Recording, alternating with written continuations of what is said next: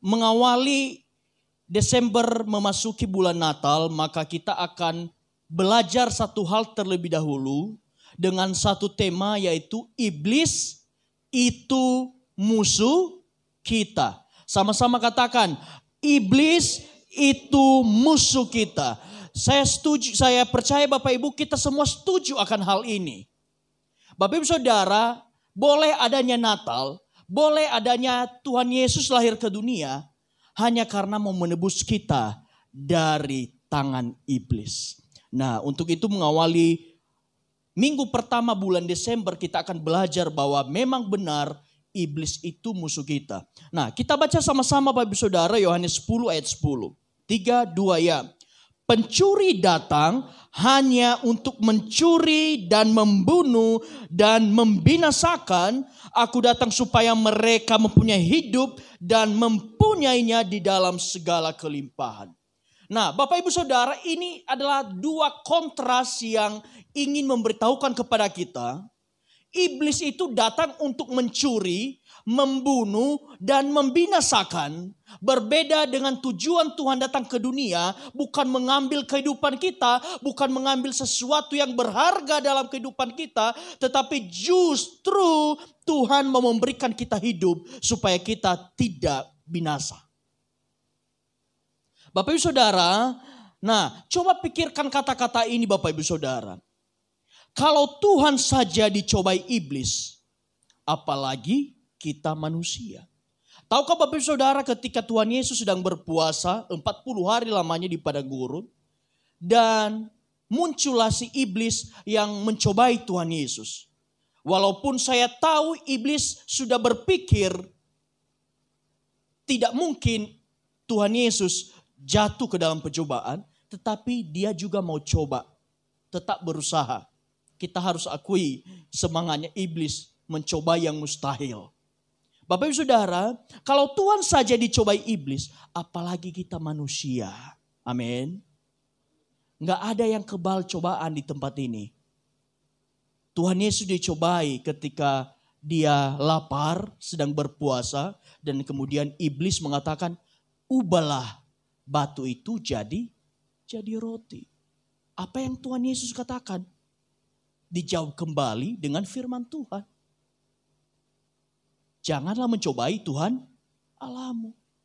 3 kali Tuhan Yesus dicobai, semuanya bisa dikalahkan. Iblis dikalahkan dengan satu firman Tuhan.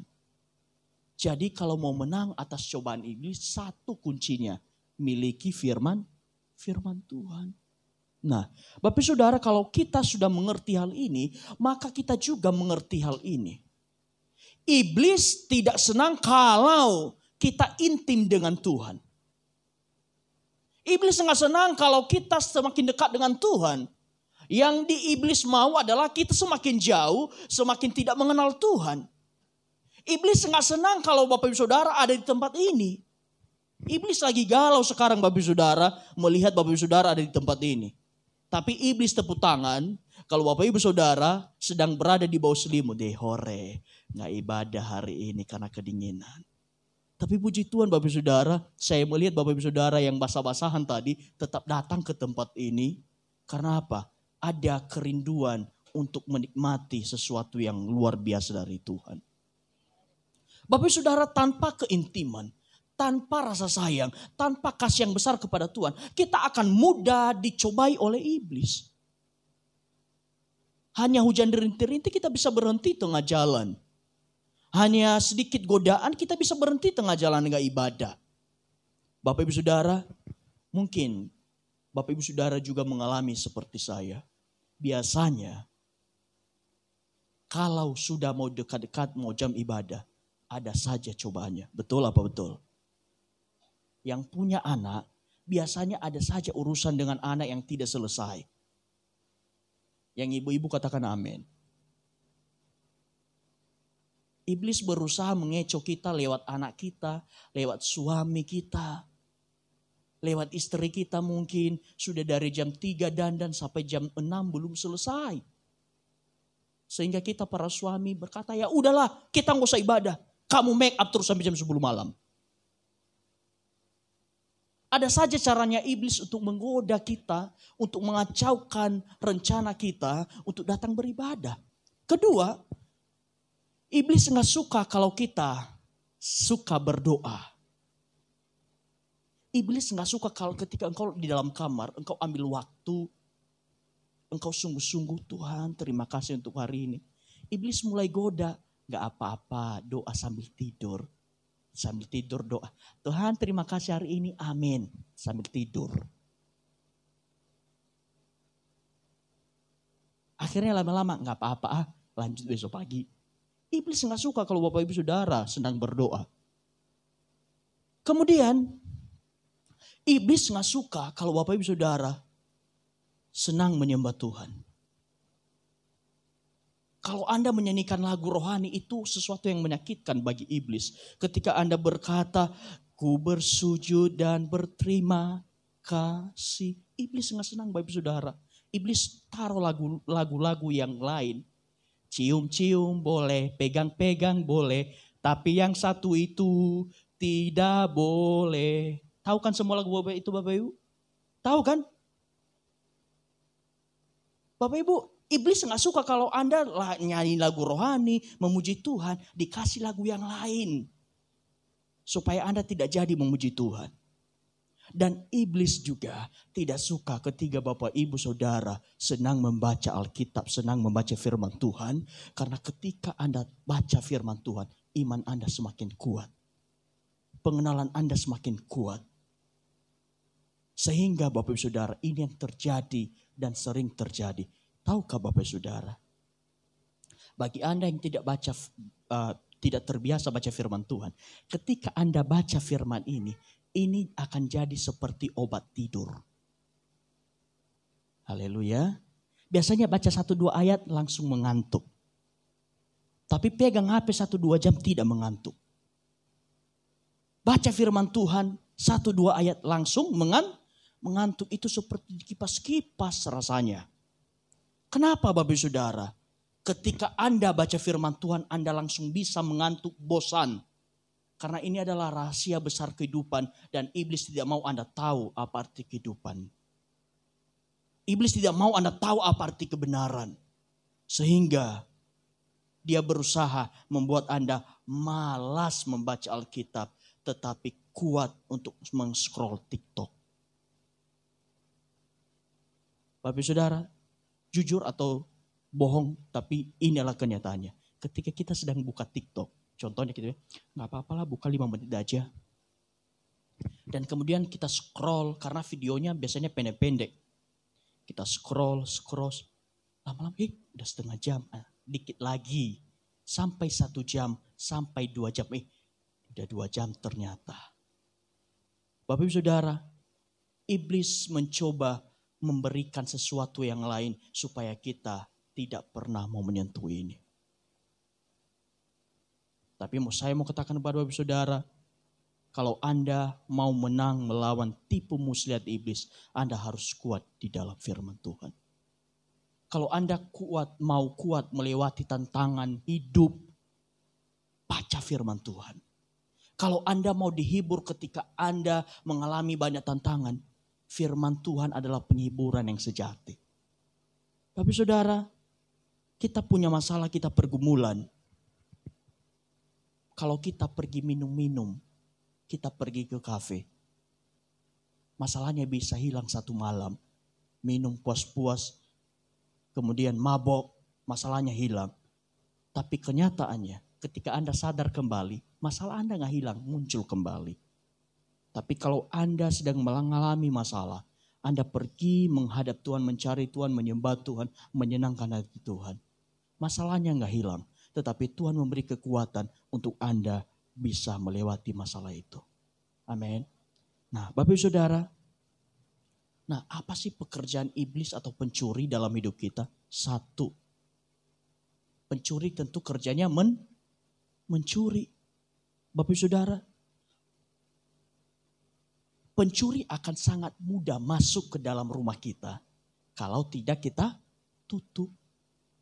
Saya percaya Bapak Ibu Saudara pergi meninggalkan rumah, pasti nutup dong. dikunci, rapat-rapat. Rumah kami itu biarpun kecil, tetapi sebelum kami masuk ke rumah itu, pindah ke situ, kami pasang teralis. Tujuannya biar maling nggak masuk.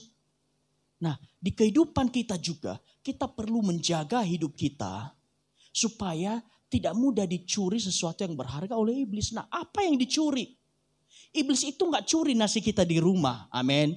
Iblis itu nggak curi ayam goreng kita di rumah. Iblis nggak butuh itu. Tetapi apa yang dicuri iblis? Kita baca sama-sama di Matius 13 ayat 9. 3, 2 ya. Kepada setiap orang yang mendengar firman tentang kerajaan sorga, tetapi tidak mengertinya, datanglah si jahat dan merampas yang ditaburkan itu ke dalam hati orang itu. Itulah benih yang ditaburkan di pinggir jalan. Bapak Ibu Saudara, bukan makanan, bukan harta benda yang iblis curi dalam hidupmu, tetapi apa yang iblis curi adalah kebenaran firman Tuhan.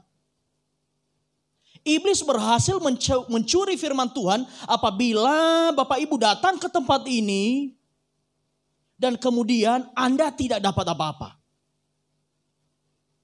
Anda datang ke tempat ini sudah datang beribadah udah bagus, tetapi duduk dan gak mengerti apa-apa. Makanya saya sangat senang Bapak Ibu Saudara, jikalau ada jemaat yang setelah ibadah atau dimanapun bertanya, Pak saya gak ngerti ayat ini. Saya mau diajarkan ayat ini maksudnya apa? Itu saya sangat suka cita karena saya tahu jemaat yang suka bertanya adalah jemaat yang mau bertumbuh di dalam Tuhan. Jemaat yang tidak mau kebenaran itu dicuri oleh iblis. Itu yang dicuri, kebenaran firman Tuhan. Nah lanjut Bapak Ibu Saudara. Iblis berusaha pertama mencuri perhatian kita. Ketika kita sedang syukur ya, jemaat kita puji Tuhan masih cukup sedikit. Nggak sampai ratusan atau ribuan orang. Kalau nanti suatu saat kalau kita punya gereja besar, ratusan ribuan orang jemaat yang di dalam, maka saya tidak akan cukup bisa memperhatikan satu persatu. Kalau sekarang masih bisa saya counter satu persatu, saya bisa lihat wajah ibu, Bapak Ibu dengan jelas. Dari sini sampai ke sana jelas semua tembus. Kalau kita punya gereja besar nggak bisa lagi, mau gini-gini nggak bisa lagi, apalagi kalau lampunya gelap. Nah Bapak Ibu Saudara, cara iblis mencuri firman Tuhan apa? Dia curi perhatian kita. Pertama, lagi khotbah, maka mulai buka HP, buka WA dulu. Tiba-tiba muncul pesan, buka Facebook. Mau berhenti, tiba-tiba muncul lagi notifikasi, buka lagi. Akhirnya sepanjang ibadah kerjanya hanya buka notifikasi, buka pesan WA, buka Facebook, buka TikTok, dan yang paling parah main game di dalam ibadah. Itulah cara iblis mencuri kebenaran itu, mencuri perhatian. Hati-hati Bapak Ibu Saudara, saya tidak marah ketika Bapak Ibu main HP atau main game, bukan masalah itu. Tetapi masalahnya Bapak Ibu Saudara, sesuatu yang berharga sedang iblis curi dalam hidupmu. Sehingga nanti pulang ibadah, tadi firman dapat apa? Apa ya? Kayaknya tadi ada deh tapi ya sudahlah. Dia berusaha mencuri perhatian kita. Makanya kita bersyukur Bapak Ibu, jemaat kita masih bisa tercounter. Semua kita memperhatikan firman Tuhan dengan baik. Kemudian apa? Mencuri kebenaran firman Tuhan dan digantikan dengan kebenaran palsu dan kebenaran diri. Bahaya orang yang tidak punya kebenaran firman Tuhan, maka yang akan muncul dalam dirinya adalah kebenaran diri, pembenaran diri. Jadi Bapak Ibu Saudara, kita harus mengerti bahwa firman itu sangat penting dalam hidup kita. Jangan sampai pada saat firman diberitakan ada sesuatu yang berusaha mencuri perhatian kita. Pastikan Bapak Ibu Saudara Anda duduk di tempat ini adalah tubuh jiwa roh hadir di tempat ini. Amin. Jangan sampai hanya tubuh Bapak Ibu tetapi jiwa roh di mana-mana. Jadi Bapak Ibu Saudara, kita harus mengerti iblis itu pencuri dan yang berusaha dicuri adalah kebenaran firman Tuhan. Untuk itu kita harus jaga hati kita, jaga hidup kita. Jangan sampai kebenaran firman Tuhan iblis curi dalam kehidupan kita. Kemudian apa yang iblis curi? Iblis berusaha mencuri tujuan hidup kita dan identitas kita. Bapak Ibu Saudara, di 2 minggu lalu di worship night, salah satu hal yang penting ketika kita sedang berpergian ke luar negeri adalah paspor. Nah, kalau paspor itu dicuri atau hilang, maka kita tidak bisa kembali ke negara asal. Nah, itu dia. Iblis berusaha mencuri identitas kita. Identitas Bapak Ibu Saudara yang ada di tempat ini adalah anak-anak Tuhan, anak-anak Allah. Nah, iblis berusaha mencuri itu dan membuat engkau menjadi anak-anak iblis, anak-anak pembohong, anak-anak pemberontak. Kenapa? Karena Anda tidak punya kebenaran firman Tuhan. Tetapi kalau kita punya kebenaran firman Tuhan, identitas kita bisa utuh. Dan kita mengenal siapa Bapa kita, siapa Allah kita, siapa yang harus kita sembah dalam nama Tuhan Yesus. Bapak Ibu Saudara, iblis berusaha mencuri tujuan hidup kita. Saya tahu Bapak Ibu Saudara, kalau Bapak Ibu Saudara rajin baca firman Tuhan, maka Bapak Ibu Saudara akan sangat mengerti apa sih tujuan hidup kita di dunia ini. Simpelnya Bapak Ibu Saudara, tujuan hidup kita di dunia ini hanya satu, memuliakan nama Tuhan. Kita datang beribadah, tujuannya cuma satu, mau beribadah, mau menyenangkan Tuhan. Nah, iblis berusaha mencuri tujuan itu. Yang tadinya tujuan kita ibadah mau bertemu Tuhan iblis ganti. Ibadah mau bertemu teman. Ibadah mau bertemu si ini, mau bertemu si itu. Tujuannya bukan bertemu Tuhan lagi.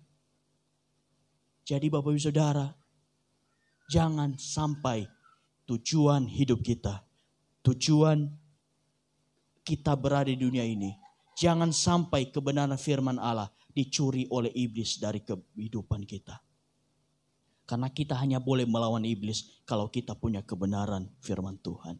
Amin. Nah, yang kedua Bapak Ibu Saudara, setelah mencuri, apa sih tujuannya iblis lagi? Setelah mencuri, maka yang dia lakukan adalah kedua, membunuh. Setelah dia berhasil mencuri perhatian kita, setelah dia berhasil mencuri kebenaran firman Tuhan, maka dia akan membunuh Bapak Ibu Saudara. Tapi saya percaya orang yang dewasa rohani tidak mudah dicuri perhatiannya. Tahu anak-anak, biasanya anak-anak kecil itu mudah diombang-ambingkan, bisa dicuri. Biasanya ditawarkan apa? Permen, bisa ikut. Tapi saya percaya Pak Samosi ditawarkan permen, nggak bakalan ikut Bapak Saudara. Kalau cuma permen nggak ikut. Kecuali Pak Samosi ditawarkan 10 juta, oh ikutlah, bolehlah. Tapi kalau anak-anak nggak butuh 10 juta, tawarkan permen saja pasti ikut. Nah, setelah sudah dicuri perhatiannya, maka yang dilakukan selanjutnya adalah membunuh. Dikatakan di Yohanes 8:44, iblislah yang menjadi bapamu. Waduh, serem ya. Iblislah yang menjadi bapamu dan kamu ingin melakukan keinginan-keinginan bapamu. Oleh karena kebenaran firman Tuhan tidak ada dalam diri kita, maka yang ada adalah kebenaran diri, pemuasan diri, keinginan daripada diri sendiri, dan iblis ikut campur dalam kehidupan kita. Maka yang terjadi ini, kita berusaha melakukan keinginan-keinginan bapamu. Bapamu siapa? Iblis. Karena kita tidak punya kebenaran firman Tuhan. Ia adalah pembunuh manusia sejak semula. Dan tidak hidup dalam kebenaran, sebab di dalam dia tidak ada kebenaran. Apabila ia berkata dusta, ia berkata atas kehendaknya sendiri, sebab ia adalah pendusta dan bapa segala dusta.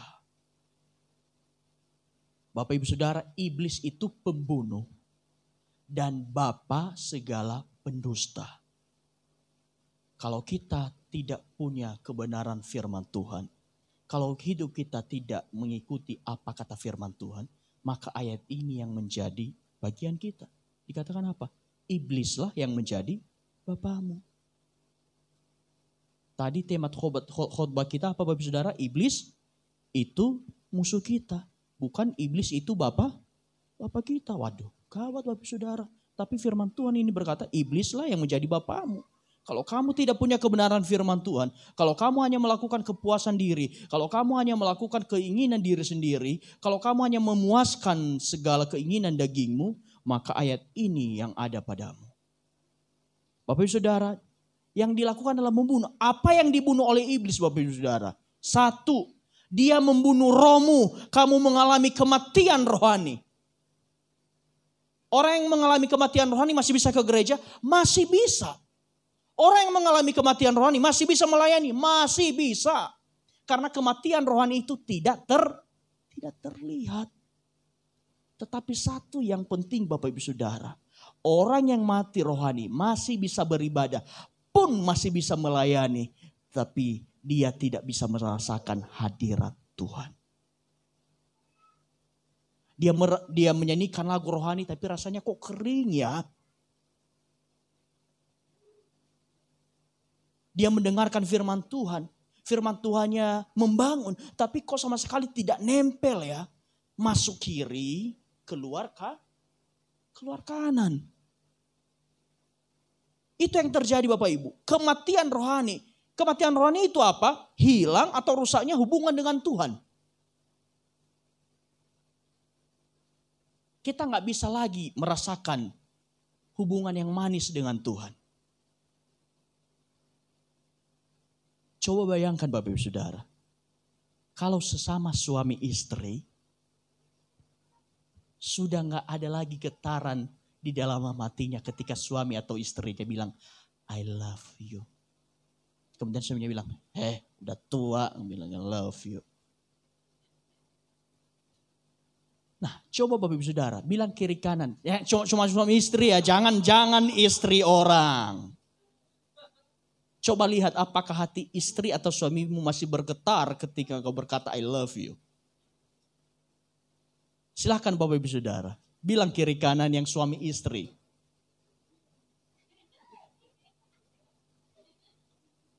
Yang jomblo sabar. Ada waktunya nanti. Nanti saya akan ulangi khotbah ini ketika Anda sudah menikah. Gimana Bapak Ibu Saudara? Masih ada getaran cinta ketika dibilang I love you? Atau sudah dingin sama sekali? Nah Bapak Ibu Saudara, hilangnya rusak atau hubungan yang intim dengan Tuhan. Ketika kita berkata, terima kasih Tuhan. Mulut kita terima kasih tapi hati kita tidak berkata demikian. Itulah keadaan di mana engkau mulai mengalami kematian rohani. Tidak peduli lagi kebenaran firman Tuhan. Kompromi dengan dosa. Gak apa-apa bang. Mencuri. Gak apa-apa bang berbohong. Gak apa-apa bang nipu cuma 10 juta. Yang nipu itu yang 1M no sana. 10 juta mah kecil. Bapak Ibu Saudara 10 juta 1M 100 ribu 10 ribu sama aja tetap dosa. Bukan hanya yang 10M yang dosa. Cuma 100 ribu kok, tilep 100 ribu gak apa-apa. Yang dosa itu yang korupsi no sana 100 juta. Bukan itu Bapak Ibu Saudara. Tetapi tindakan dosa tetap ada konsekuensinya. Ketika kita sudah mati rohani, maka yang terjadi adalah kita mulai kompromi terhadap dosa. Nah, ini tandanya Bapak Ibu Saudara. Kalau Bapak Ibu Saudara mulai merasakan kematian rohani, maka hal yang pertama yang Anda rasakan selain sudah mulai hilang feelingmu dengan Tuhan. Kedua, Anda mulai kompromi dengan dosa.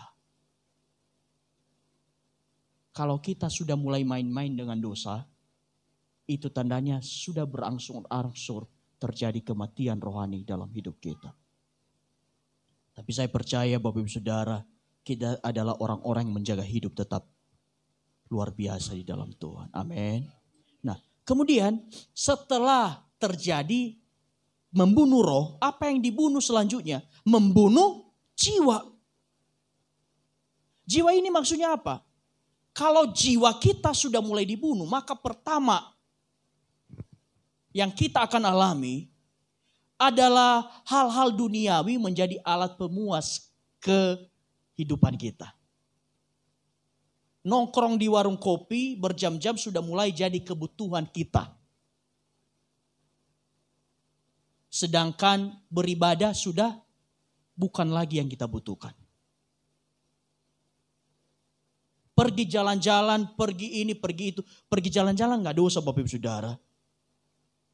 Tetapi kalau jalan-jalan, shopping, belanja ini itu sudah menjadi kepuasan kita dan kita sudah mengabaikan Tuhan, itu adalah tanda-tandanya hidup kita sudah mulai mengalami kematian. Nah, Bapak Ibu Saudara, mulai mengalami kekhawatiran dan ketakutan. Ketika di dalam Tuhan, haleluya, saya percaya hidupku besok pasti dipelihara Tuhan. Ketika di dalam Tuhan percaya saya pasti punya jodoh di dalam Tuhan. Saya percaya saya pasti punya pekerjaan. Saya percaya saya pasti diberkati. Tetapi ketika jiwamu sudah mulai mati oleh iblis, maka engkau akan mulai mengalami kekhawatiran dan ketakutan. Hidup saya gimana besok ya? Saya ini masih bisa nikah gak ya? Ada kasih berkat Tuhan untuk saya? Kita mulai mempertanyakan segala sesuatu. Dan yang kedua tadi, menjadikan hal duniawi sebagai pemuas diri. Dan selanjutnya iblis akan membunuh jiwa kita dengan meracuni dengan apa? Kepahitan, dendam, dan kekecewaan. Karena kita tidak jaga hati.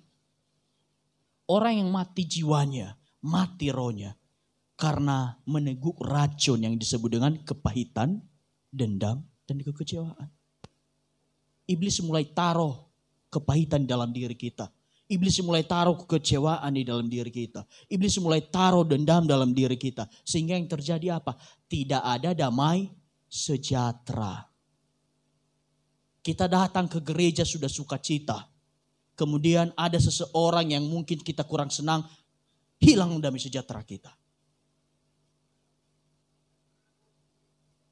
Bapak Ibu Saudara, jangan sampai ini terjadi kepada kita. Kalau iblis sudah berhasil mencuri kebenaran firman Tuhan, maka selanjutnya yang akan dia lakukan adalah membunuh jiwa dan roh kita. Dan yang terakhir Bapak Ibu Saudara, setelah sudah mati rohani,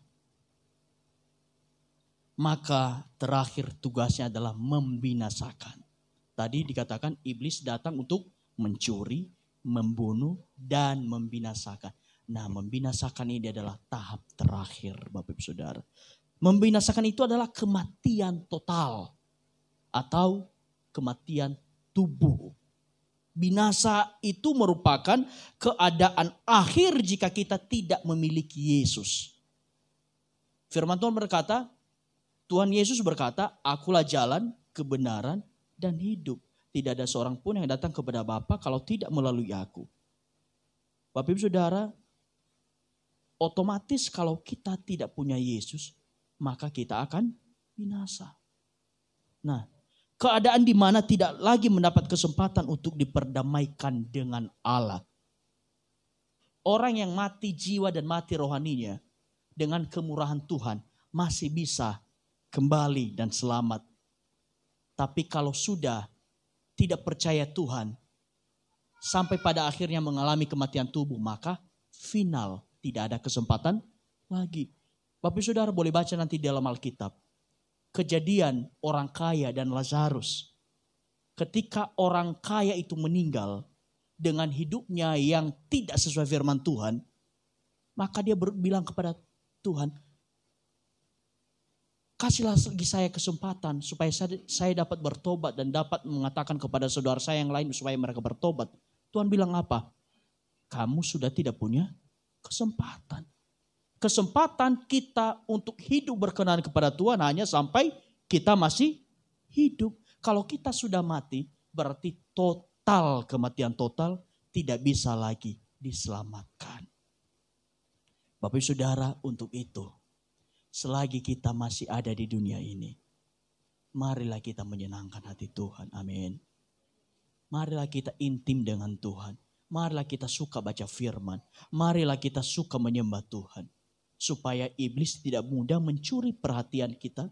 Supaya iblis tidak bisa membunuh jiwa roh kita. Bahkan membinasakan kita. Bapak Ibu Saudara, 1 Petrus 5 ayat 8 dikatakan begini. Sadarlah dan berjaga-jagalah, lawanmu si iblis berjalan keliling sama seperti singa yang mengaum-aum dan mencari orang yang dapat ditelannya. Bapak Ibu Saudara, yakin deh sama saya, Bapak Ibu yang ada di tempat ini adalah incaran iblis. Kenapa? Anda lagi di dalam Tuhan. Dan dikatakan dia berjalan keliling. Dia lihat yang mana nih. Waduh, kok Ervin ini susah diganggu nih, gak bisa nih. Jalan lagi ke belakang. Waduh, Riko juga susah nih. Jalan ke samping. Waduh, Pak Samusi lebih susah. 10 juta gak mau dia. Ke depan. Oh, Pak Aye. Aduh, gak bisa nih. Aduh, jemaat GBH ini luar biasa, gak bisa digoda. Haleluya. Jangan sampai Bapak Ibu. Oh yang di belakang gampang tuh, tarik satu persatu. Gereja kita pun mulai kosong, mulai hilang satu persatu. Tapi saya percaya kita adalah orang-orang yang kuat di dalam Tuhan. Semangat di dalam Tuhan. Lanjut Bapak Ibu Saudara, 1 ayat lagi dikatakan begini.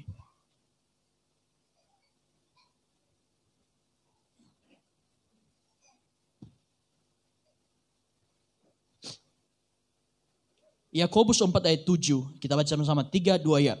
Karena itu tunduklah kepada Allah dan lawanlah iblis, maka ia akan lari daripadamu. Amin. Bapak Ibu Saudara, dikatakan karena itu tunduklah kepada Allah. Baca firman, doa, menyembah Tuhan, intim dengan Tuhan, itulah tunduk kepada Allah. Dan lawanlah iblis. Jangan sampai iblis tertawakan kita Bapak Ibu Saudara. Gak pernah baca firman, gak pernah doa, gak pernah ini, gak pernah itu. Kemudian tiba-tiba ada iblis dan kita coba usir. Keluar dalam nama Yesus. Iblis bilang, kita sama. Kamu gak layak pakai nama itu. Tapi yang dikatakan sini, lawanlah iblis.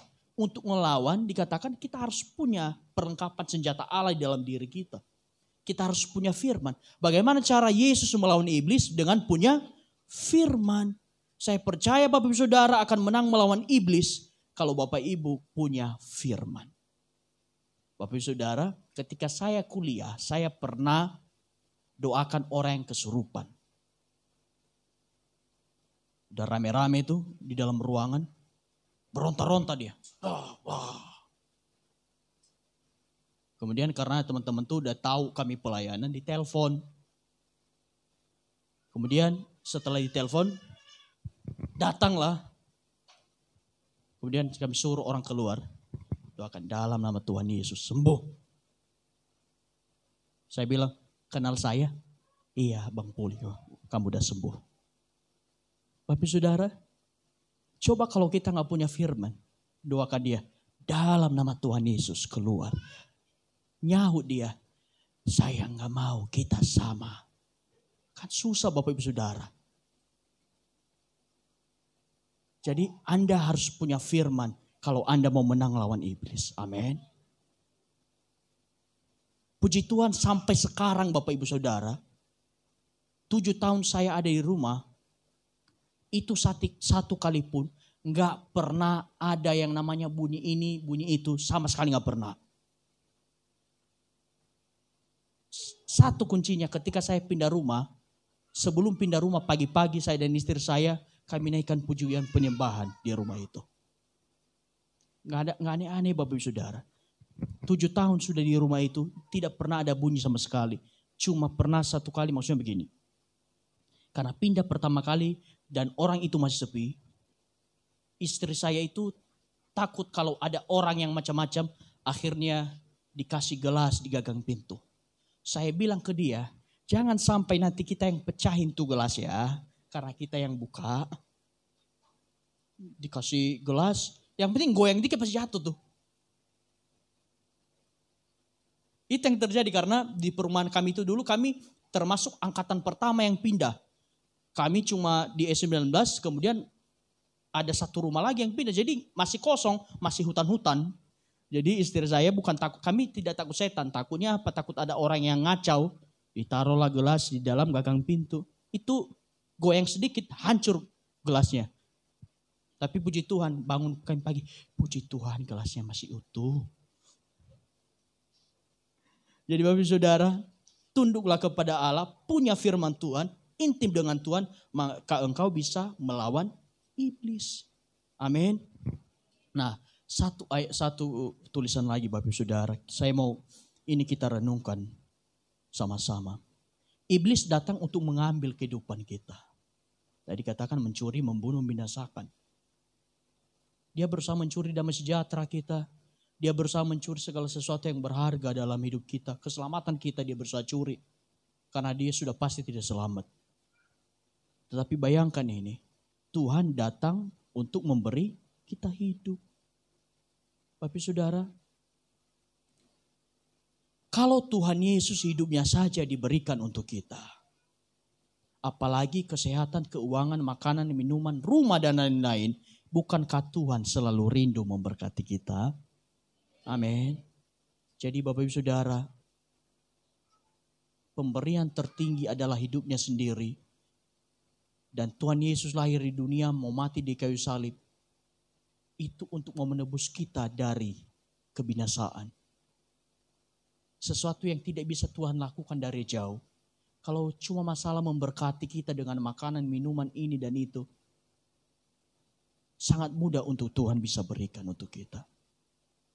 Jadi tetap jaga hidupmu, punya Yesus. Jangan sampai engkau melepaskan Yesus dari hidupmu. Karena ketika engkau melepaskan Yesus dari hidupmu, engkau kehilangan segala-galanya. Orang lain bisa meninggalkanmu, engkau bisa kehilangan segala sesuatu. Tapi selagi engkau punya Yesus, engkau punya segala-galanya. Amin.